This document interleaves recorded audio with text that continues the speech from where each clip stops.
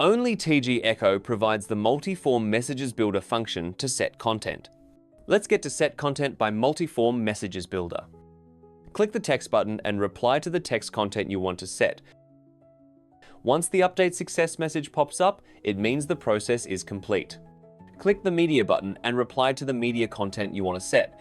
You can reply to photos, videos, or other media files. Once the update success message pops up, it means the process is complete. Click here to set button. Reply with the button content you want to set in the format: name, space, hyphen, space, and content. If you want to set multiple buttons, reply in the following format. One line of text is one row of buttons. Multiple buttons in the same row are separated by vertical bar.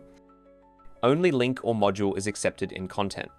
Links must start with HTTP, HTTPS. Module must be in format like misg-module name.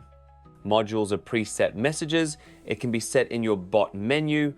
If you set a module in a button, the preset module messages will pop up when the user clicks this button. Then I can reply like this.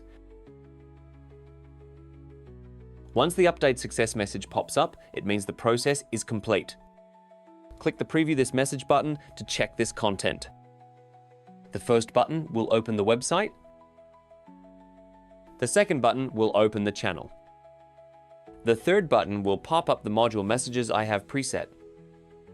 You can also click this button to directly set the preset module for this content, so you don't have to set up text, media, and buttons every time. Attention! Once you use module, it will cover your currently edited message. Then select the preset module. Click the preview this message button to check this content. Now the content directly uses the preset module.